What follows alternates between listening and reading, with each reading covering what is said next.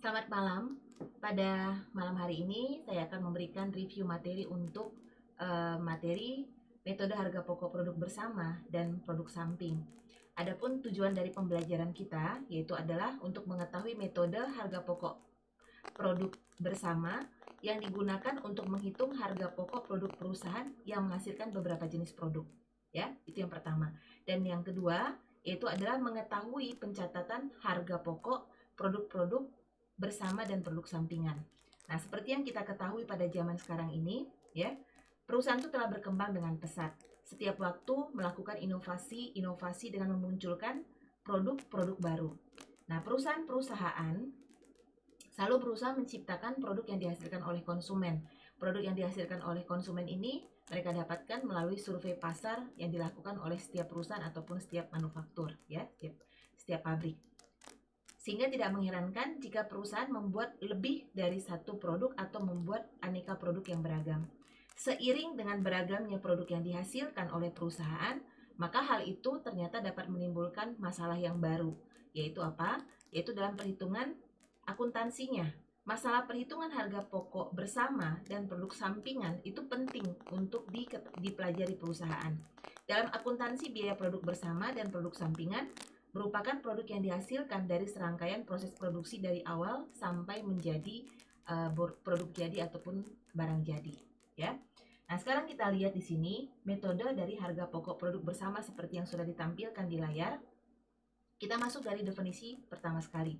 Nah, produk bersama itu adalah beberapa produk yang dihasilkan dalam suatu rangkaian produksi secara bersama dengan menggunakan biaya bahan, biaya tenaga kerja langsung, dan juga biaya overhead secara bersama. Yang dimaksud biaya bersama ini itu bercampur menjadi satu, sehingga sulit ditelusuri atau dipisahkan pada setiap jenis produk. Nah, biaya yang dikeluarkan dalam menghasilkan produk bersama itu disebut dengan biaya bersama.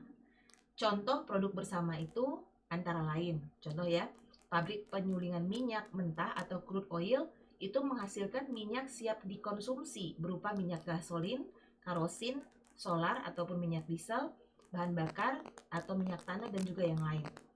Nah, dalam produk bersama itu dapat menghasilkan yang namanya produk utama dan produk sampingan. Kita masuk definisinya produk utama, ya, secara umum saja.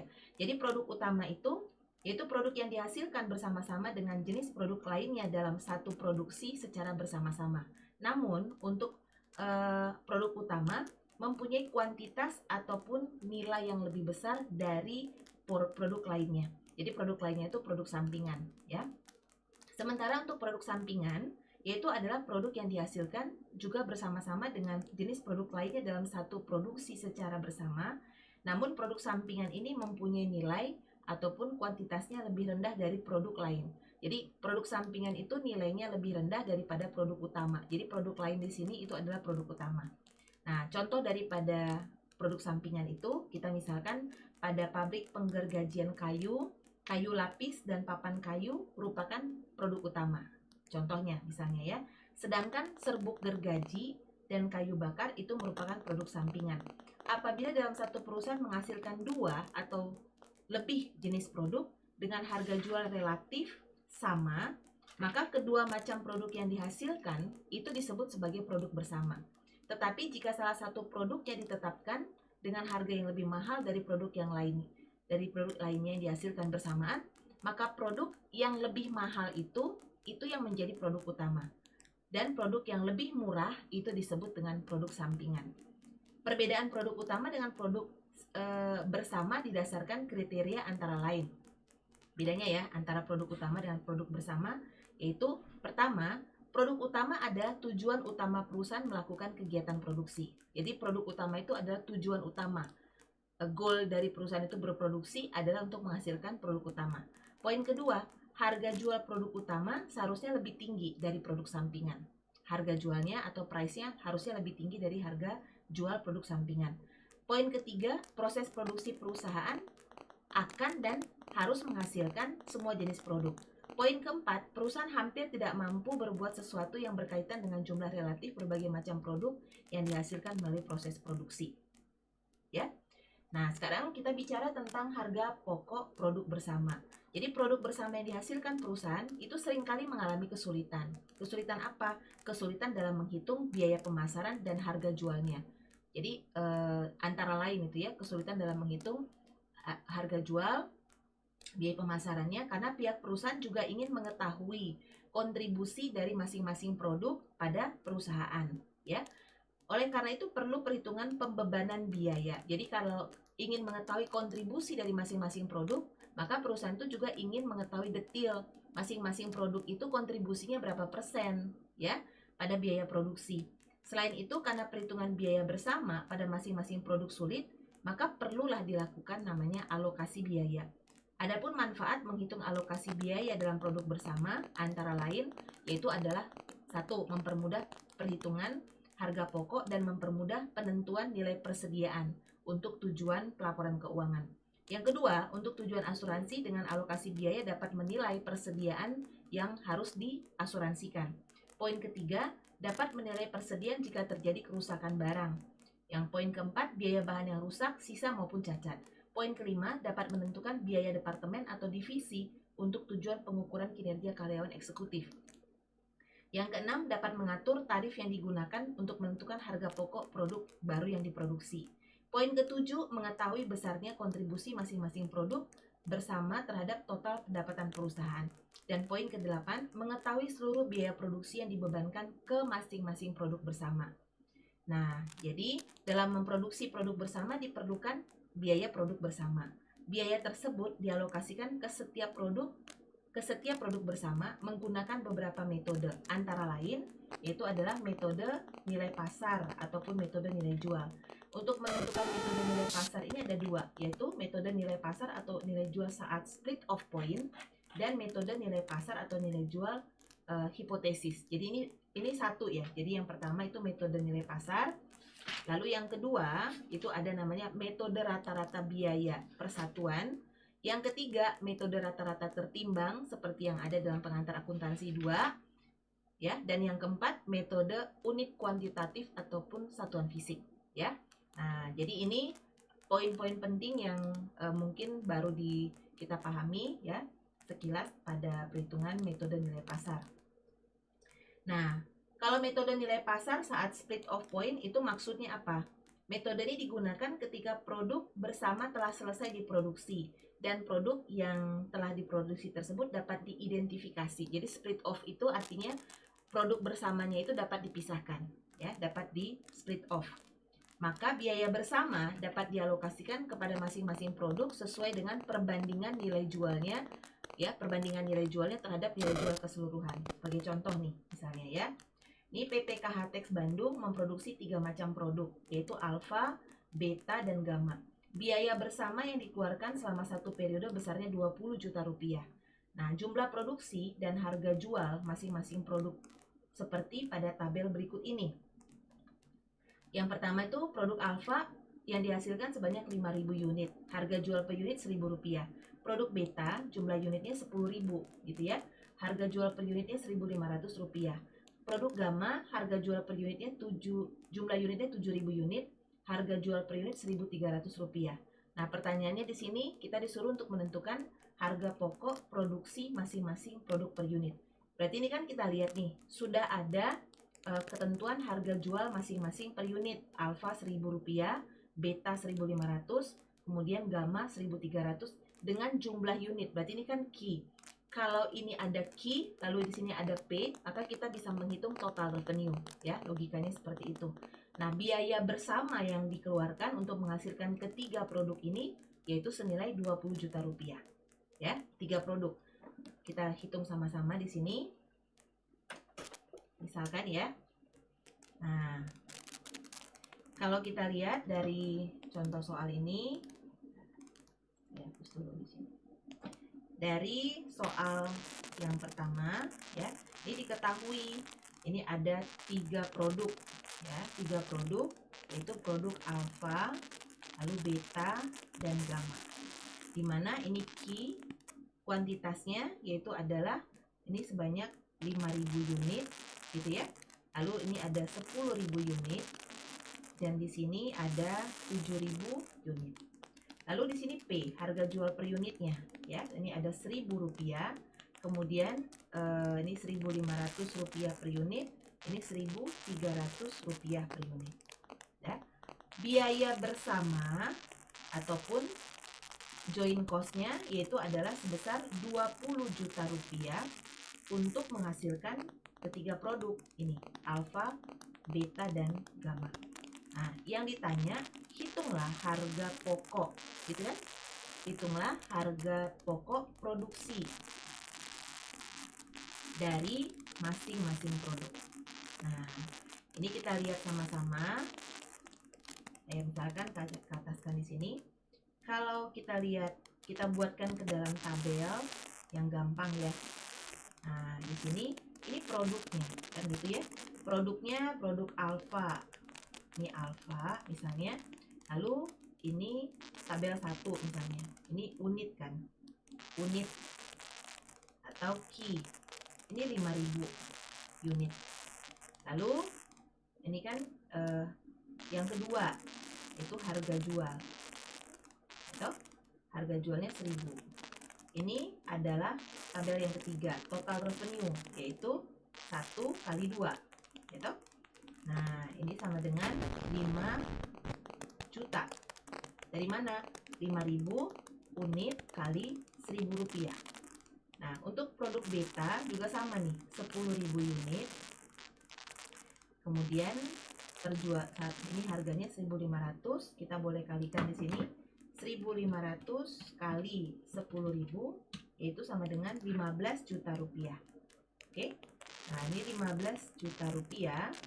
Sementara gamma ya, ini ada 7.000 unit.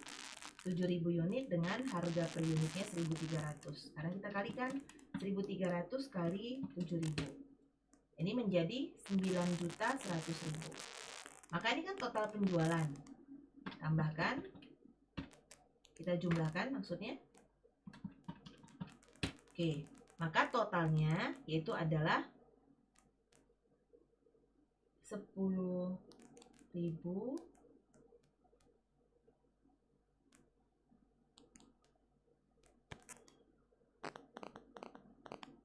ya kali 1.500 ya tadi ya. Nah, ini tadi soalnya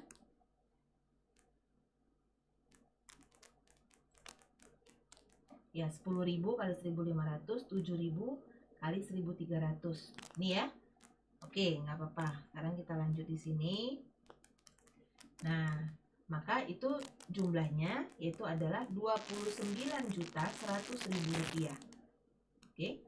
Pada tabel keempat, ini proporsinya yaitu adalah nilai jual masing-masing, ya toh? Nah, harga jual per unit, nilai jual masing-masing ini, ya.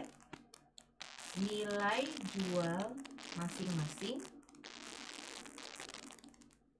nilai jual masing-masing ini sama dengan dibagi dengan total harga jual. Nah, jadi sama dengan 5 juta, ya kan?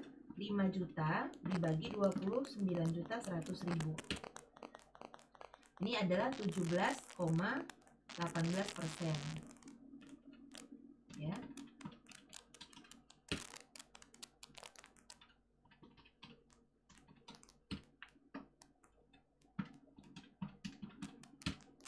Ya, oke. Tambah 15, tambah. Ya. Lalu 15 juta per 29.100.000. Itu sama dengan 51,54. Ini 51,54%. 9.100.000 dibagi 29.100. Berarti ini 31,27. Gitu ya. 17,18 ini tambah 51,54 ditambah 31,27. Ya, kurang lebih lah ya. Ini kita anggap 5 per 29.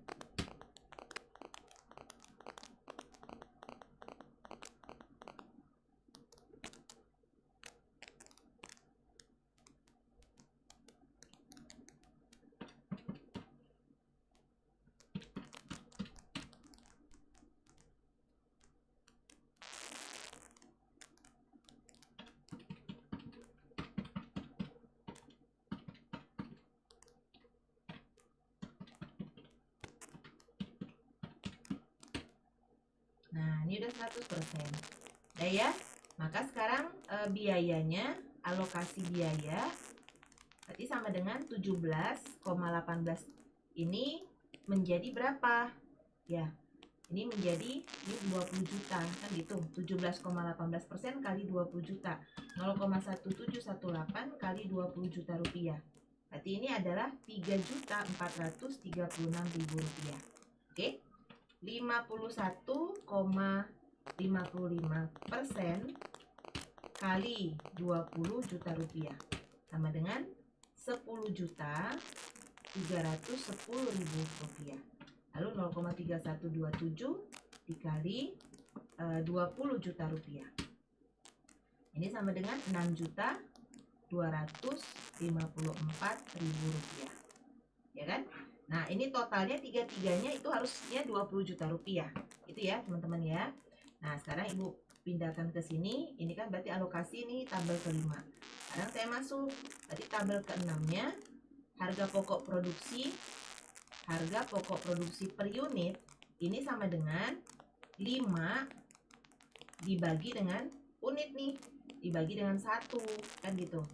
Nah, berarti 3.436 dibagi 5.000 itu sama dengan 687,2 rupiah per unit untuk produk alfa. Lalu 10.310.000 dibagi 10.000. Berarti ini sama dengan harga pokok produksi per unit untuk produk beta 1031 ya rupiah per unit. Untuk produk gamma 6.254.000 dibagi 7.000 dibagi 7.000 unit.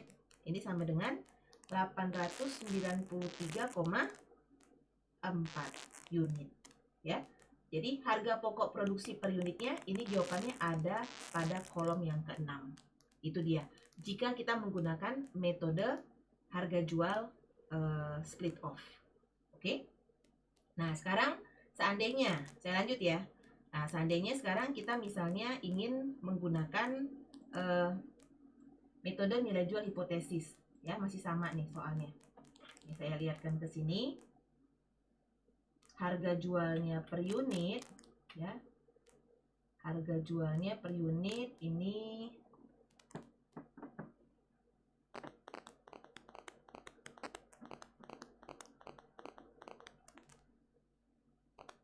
sebagai berikut gitu ya. Nah, jadi seandainya dengan menggunakan data perusahaan PT KHTEX pada soal yang pertama, diketahui biaya proses lanjutan masing-masing produk sebagai berikut. Apa ini metode nilai jual hipotesis terlebih dahulu ya. Nah, jadi metode ini digunakan apabila suatu produk tidak bisa dijual pada titik pisah atau batas yang seharusnya produk tersebut selesai. Maka harga jual tidak dapat diketahui pada saat titik pisah tersebut karena produk tersebut masih perlu pengolahan tambahan dan mengeluarkan biaya tambahan untuk memprosesnya lagi. Jadi nilai jual hipotesisnya karena tidak bisa menentukan batas split off untuk menjual ya. Dasar yang digunakan dalam mengalokasikan biaya bersama model ini adalah harga pasar hipotesis. Harga pasar hipotesis adalah nilai jual suatu produk setelah diproses lebih lanjut dikurangi dengan biaya yang dikeluarkan untuk memproses lanjutan setelah pemisahan. Nah, jadi itu tadi jumlah nilai jual hipotesis pembebanannya masing-masing produk setelah titik pisah ya dibagi jumlah nilai jual hipotesis. Berarti kita harus hitung dulu tuh jumlah nilai jual hipotesisnya ya. Lalu dikalikan dengan biaya bersama setelah produk tersebut dipisahkan. Oke.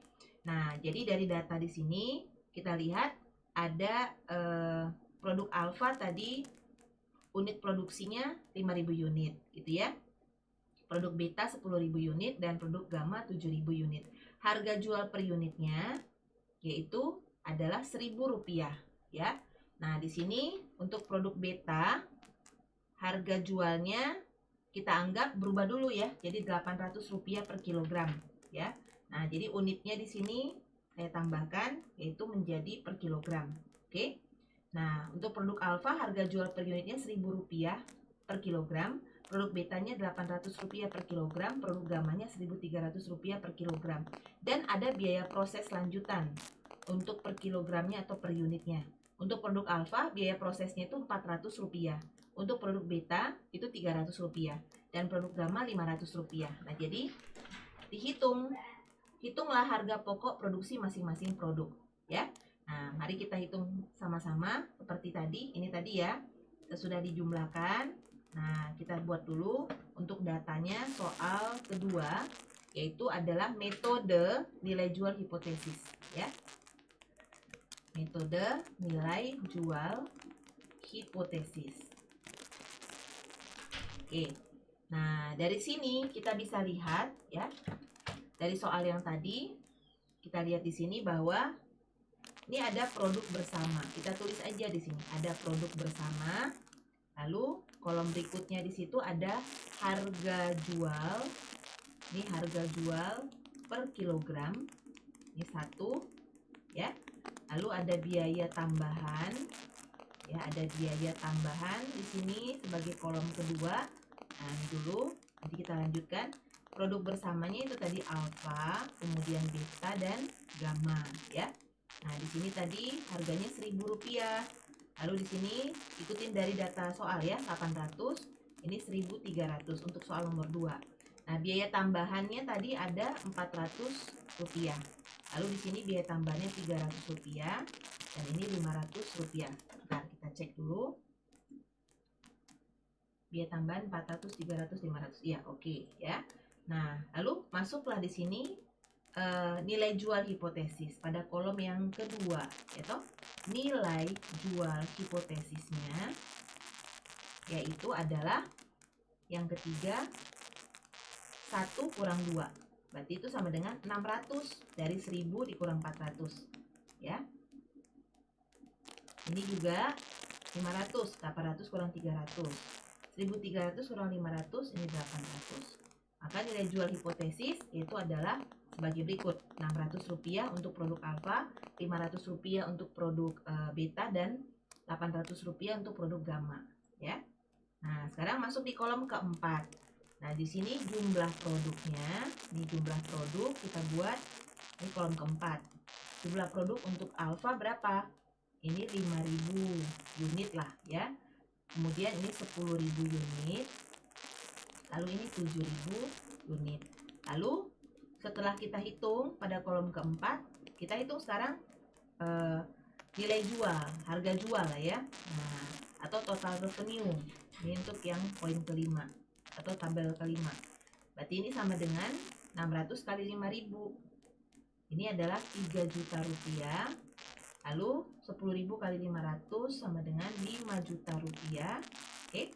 Ini 7.000 kali 800 itu Rp5.600.000. Sekarang kita jumlah 10.600.000 ditambah 3 juta. Berarti itu adalah 13.600.000. Lalu sekarang yang keenam kita hitung bobotnya, bobot dari masing-masing harga jual ya. Nah, ini berapa persen? 3 juta dibagi 13.600. Ya, kita hitung 3 juta dibagi 13.600.000 itu sama dengan 22,05 ya, 22,05%. Lalu 5 juta nih ya dibagi 13.600, 13.600.000 sama dengan 36,76, 36,76%. Lalu 5.600 dibagi 13.600.000 itu 41,17 ya. Nah, ini menjadi 100%. Nah, dari sini kita lihat kan, maka alokasi biayanya berapa? Nah, total biayanya kan 20 juta. Tadi ya, ini 20 juta. Berarti 20 juta kali 0,2205 sama dengan ini untuk yang alfa 4.410.000.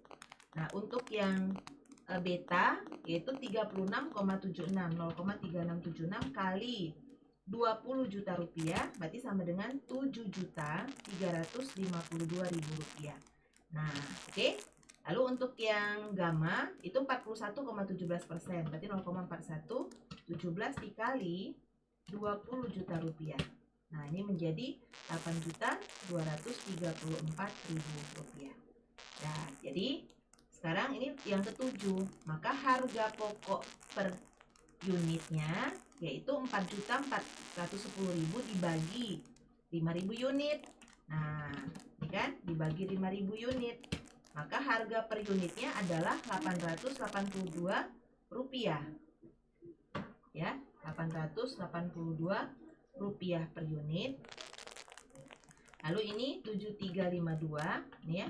7.352.000 dibagi 10.000 yaitu sama dengan Rp732,5 per unit untuk produk beta. Dan untuk produk gamma harga pokok produksi per unitnya 8.234.000 dibagi 7.000 unit. 8.234.000 dibagi 7.000 ya. Ini menjadi Rp1.076,28 per unit. Nah, inilah dia metode untuk nilai jual hipotesis dengan yang tadi ya, yang awal split off. Nah, baik, untuk sementara Ibu cukupkan dulu sampai di sini. Silakan boleh diulang kembali materinya yang di YouTube. Untuk yang berikutnya kelanjutannya akan saya berikan setelah ini. Ya, selamat malam.